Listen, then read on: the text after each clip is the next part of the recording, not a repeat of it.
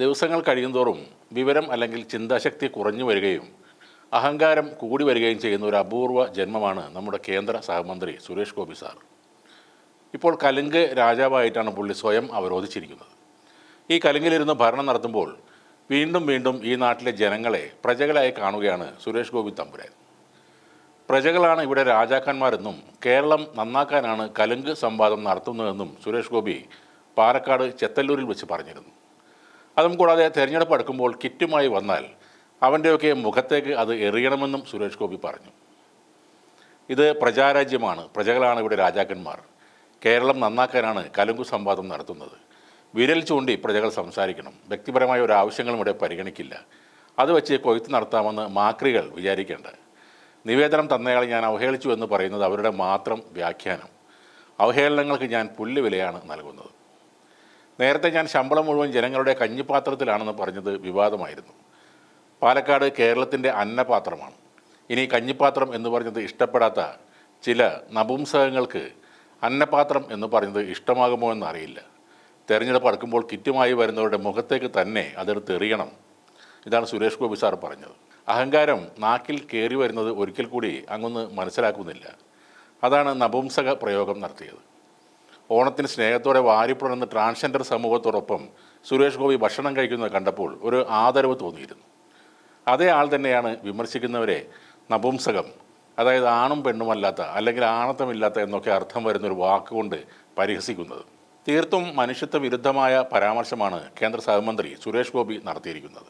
ജനങ്ങളെ കൊണ്ട് കാല് തൊട്ടുബന്ധിക്കാൻ പാകത്തിന് വണ്ടിയുടെ ഡോർ തുറന്നു വെച്ചിട്ട് ഇരുന്ന് കൊടുത്ത ശേഷം ആളുകൾക്ക് കാറിൽ നിന്നും ചില്ലറ കൊടുക്കുന്ന വീഡിയോ ജനങ്ങൾ കണ്ടതാണ്.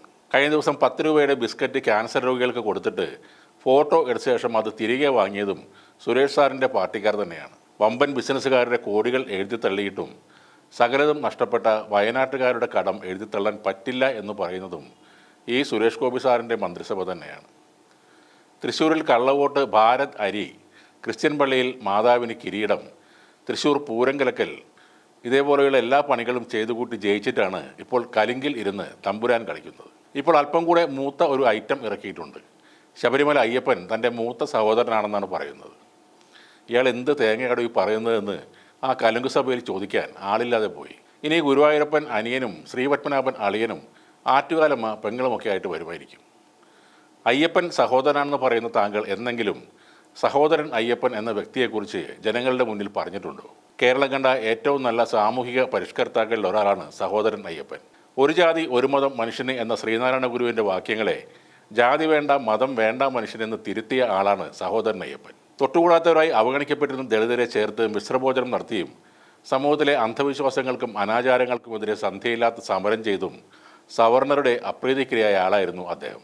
കേരള നിയമസഭയുടെ 1928 രണ്ടാം തെരഞ്ഞെടുപ്പിൽ കൂടി തെക്കേ ഈഴവ മണ്ഡലത്തിൽ നിന്നും ജയിച്ച് അയ്യപ്പൻ നിയമസഭയിലെത്തി. നിയമസഭാ സാമാജികൻ എന്ന നിലയിൽ അവശരെയും പാവങ്ങളെയും ഉദ്ധരിക്കാൻ വേണ്ട കാര്യങ്ങളാണ് അദ്ദേഹം ചെയ്തത്. മിശ്രഭോജനം കാരണം പുലയൻ അയ്യപ്പൻ എന്ന വിശേഷണം കൂടി അദ്ദേഹത്തിന് കിട്ടിയിരുന്നു.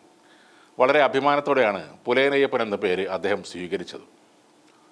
ദൈവമായ ശബരിമല അയ്യപ്പൻ്റെ സഹോദരനാകാതെ മനുഷ്യനായ സഹോദരൻ അയ്യപ്പൻ്റെ ആരെങ്കിലുമൊക്കെ ആണെന്ന് പറയാൻ സുരേഷ് ഗോപി സാർ എന്നെങ്കിലും തയ്യാറാകുമോ?